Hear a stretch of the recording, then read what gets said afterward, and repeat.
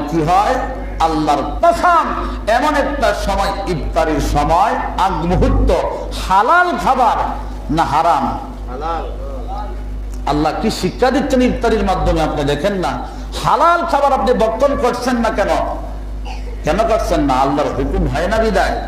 আল্লাহ রমাদানের ভিতরে শিক্ষা দিচ্ছেন, বান্দা তুমি তো রমাদান মাসে হালাল রিজিক সামনে রেখে খাও নাই, পান করো নাই।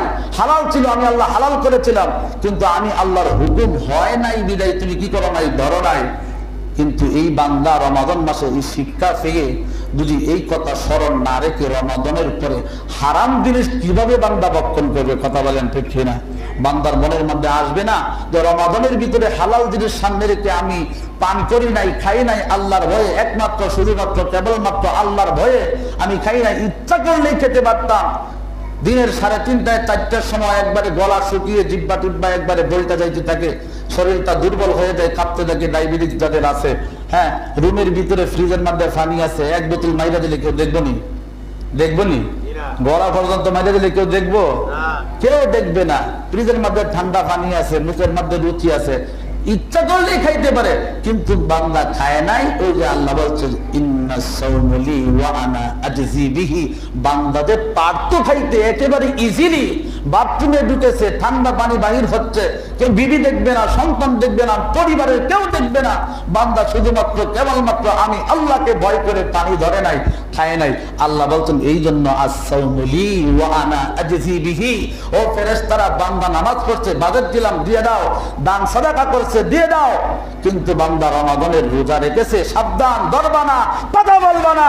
আমি আল্লাহ আমার বান্দাদেরকে আমি আল্লাহ নিজের কুদরতি হাতে হাসরের ময়দানে কোটি কোটি মানুষের সামনে আমি আল্লাহ তাকে পুরস্কার নিজে বিতরণ করবো। বলেন সুবহানাল্লাহ।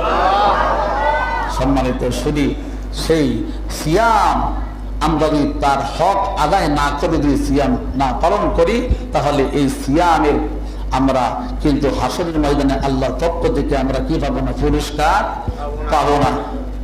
বলতেছিলাম যে ইফতারের সময় এমন একটা সময়, দোয়া কবুলের সময় 100%, কোনো সন্দেহ নাই।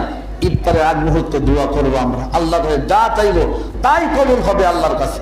কারণ বলতে পারেন যাই চাইবো, আজকে দোয়া করবো আল্লাহ আমি যেন একটা প্রাইভেট কারের মালিক হইতে পারি, 10 তলা বিল্ডিং এর মালিক হইতে পারি। আল্লাহ আপনার থেকে আমার থেকে চালাক না বোকা?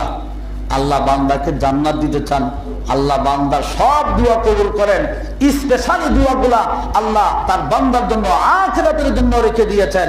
হাসরের ময়দানে যখন দেখবো আমি স্পেশালি দোয়াটা করেছিলাম আর আল্লাহ আমাকে দুনিয়ার জন্য না আখিরাতের জন্য জান্নাতে নেওয়ার জন্য এই দোয়াটা কবুল করেছেন, তখন আমরা বলবো, আফসোস করে বলবো, ও আল্লাহ আমার ওই দুনিয়াতে ওই দোয়াটা কবুল হয়েছিল, ওই দোয়াটা কবুল হয়েছিল, ওই দুইটা দোয়া দুই কবুল না হয়ে আল্লাহ দুই হাসরের জন্য আখিরাতের জন্য রেখে দিতেন, তাহলে আরো বেশি ভালো হইতো। সুবহানাল্লাহ বলেন। এই জন্য সম্মানিত শুনি, আমরা সিয়ামের হক পালন করে কি করব? হক আদায় করে সিয়াম পালন করব তো ইনশাআল্লাহ। ধরে বলি ইনশাআল্লাহ।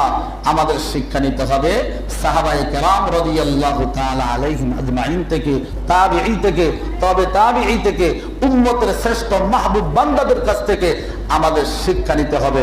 এই চোখের হেফাজত করব, জিহ্বার হেফাজত করব, জবানের হেফাজত করব, বাড়তি কোনো কথা বলবো না, অহেতুক কোনো কথা বলবো না, বেগানার দিকে তাকাবো না, অশ্লীল কোনো পর্নোগ্রাফি দেখবো না, এরকম জিহ্বা দিয়ে মিথ্যা কথা বলবো না, অন্যের দোষ তালাশ করবো না, অন্যের গীবত দোষ কি সুন্দর করে মসজিদের মধ্যে এরকম করে বলে, কয় কি কইতাম বললে তো গীবত হয়ে যায়, আচ্ছা কইই ফেলা, এরকম কইতে কইতে কি গীবত করে ফেলে। কত বড় গুনাহ! আল গীবত আসাদ্দু মিনাজ জিনা। রমজানের ভিতরে করেন আর বাহিরে করেন, যেই ব্যক্তি গীবত করলো ওই ব্যক্তি জিনা করলো। কি করলো? জিনা করলো। আর রমজান মাসে করলে কিরকম দিব বুঝতে পারছেন? রমজান মাসে তুই গীবত করে তাহলে এটা গুনাহ কম হবে না, আরো ডাবল হবে, আরো ডাবল হবে। এই জন্য আমাদের সতর্ক থাকতে হবে। ইফতারিতে, সাহারিতে, কিয়ামুল লাইলে, প্রত্যেকটা ইবাদতের সময় আল্লাহ যেন আমাদেরকে ইখলাসের সাথে, রুহানিয়াতের সাথে আল্লাহ যেন আমাদেরকে করার তৌফিক দান করে। সবাই বলুন আমিন। আল্লাহ বলেন, ইয়া আইয়ুহাল্লাযীনা আমানু কুতিবা আলাইকুমুস সিয়াম, আমি আল্লাহ তোমাদের উপর রোজাকে ফরজ করে দিয়েছি, তোমাদের পূর্ববর্তীদের উপর কি করেছিলাম, ফরজ করেছিলাম, কামা কুতিবা আলাল্লাযীনা মিন ক্বাবলিকুম লাআল্লাকুম তাত্তাকুন, যাতে করে তোমরা মুত্তাকি হতে পারো, আল্লাহ ভীরু হতে পারো, তোমরা যেন তাকওয়াবান হতে পারো। আল্লাহ পাক তোমাদেরকে আল্লাহ ভীরু বানিয়ে, তাকওয়াবান বান্দা বানিয়ে এই দুনিয়ার থেকে ঈমান নিয়ে কবরে যাওয়ার তৌফিক যেন দান করে। সবাই বলুন আমিন। ওয়া আখিরু দাওয়ানা আলহামদুলিল্লাহি রাব্বিল আলামিন। কত জমায় আমাদের মসজিদে দান করতে পারো, কত 1900 টাকা উঠেছিল। আল্লাহ দানকে কবুল করুক, মঞ্জুর করুক। সবাই বলুন আমিন। যারা সুন্নাত পড়েন নাই তারা রাকাত কাটে